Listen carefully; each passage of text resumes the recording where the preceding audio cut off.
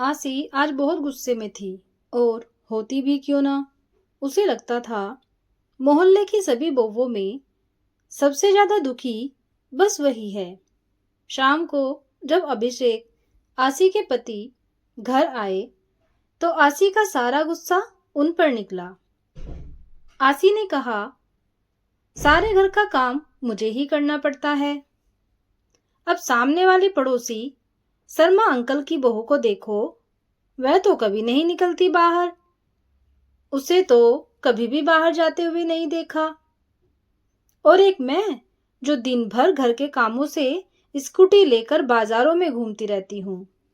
और फिर आकर घर का काम करो, खाना बनाओ, और तो और बच्चों की सारी जिम्मेदारी भी मेरे ही ऊपर है। आपसे तो इतना भी नहीं होता कि बच्चों की स्कूल की डायरी भी चेक कर लें। वो सब भी मुझे ही करनी है।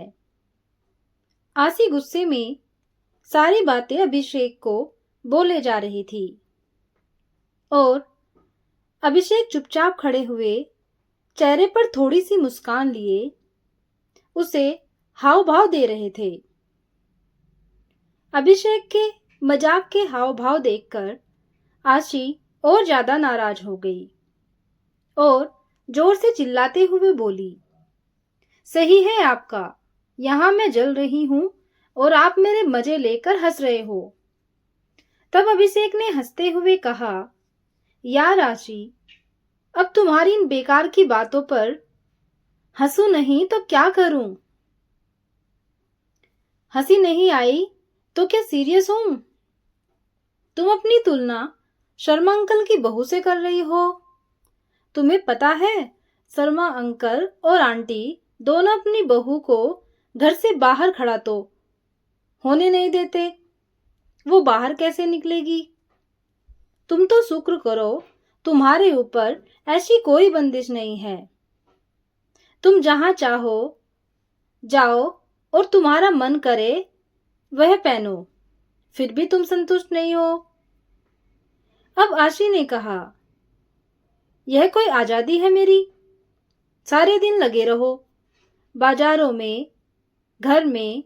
मैं भी चाहती हूं कि कभी कभी मुझे किसी चीज के लिए बाजार जाने का मन ना करे तो वह चीज तुम मुझे लाकर घर पर दे दो। पर तुमसे तो उम्मीद करना ही बेकार है। तभी तो मेरा एक पैर घर में होता है और एक पैर बाजार में। तब अभिषेक ने कैसे जैसे आसी को मनाया और फिर रात का खाना खाकर सब सो गए। अगले दिन आसी किसी काम से बाजार के लिए निकली ही थी, तभी उसे आवाज आई, दीदी इधर देखो।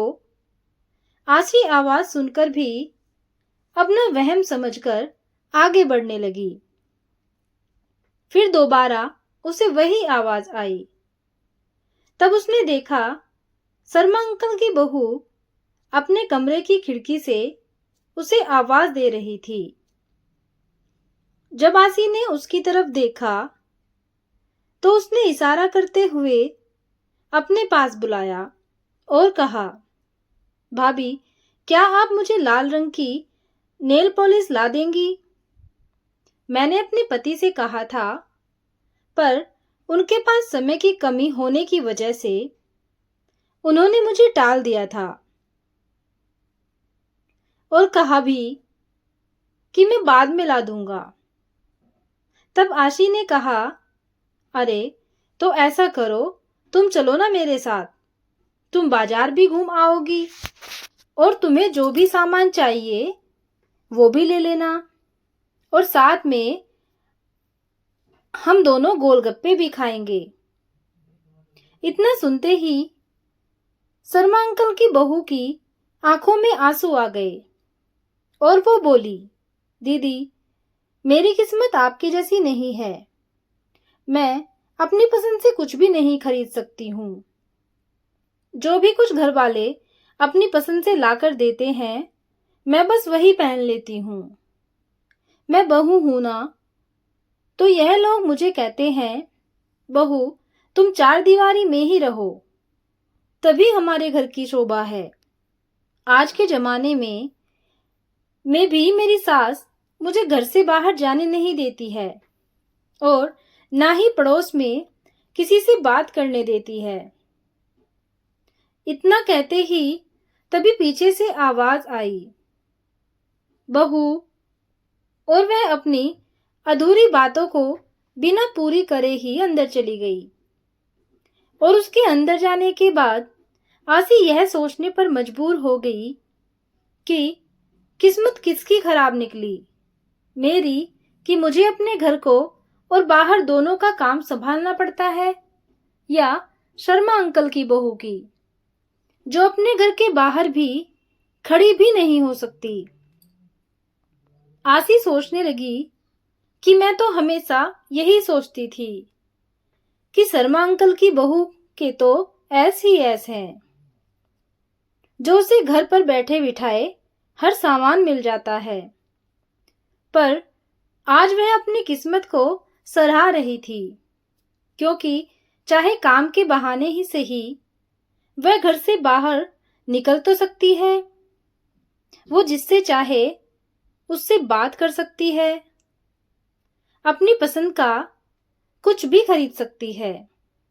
अगर मुझे ऐसे चार दीवारी में कैद कर दिया जाता तो आज वह भी ऐसी ही तड़पती जैसे शर्मा अंकल की बहू आज झटपटा रही है। आज आशी को समझ आ गया था कि जैसा हमें दूर से दिखाई देता है, सच्चाई में अक्सर ऐसा होता नहीं है। इसलिए दोस्तों, हमें जो भी मिलता है हमें उसमें संतुष्ट रहना चाहिए, क्योंकि भगवान ने हमें हमारे हिसाब से सब कुछ बेहतर दिया है।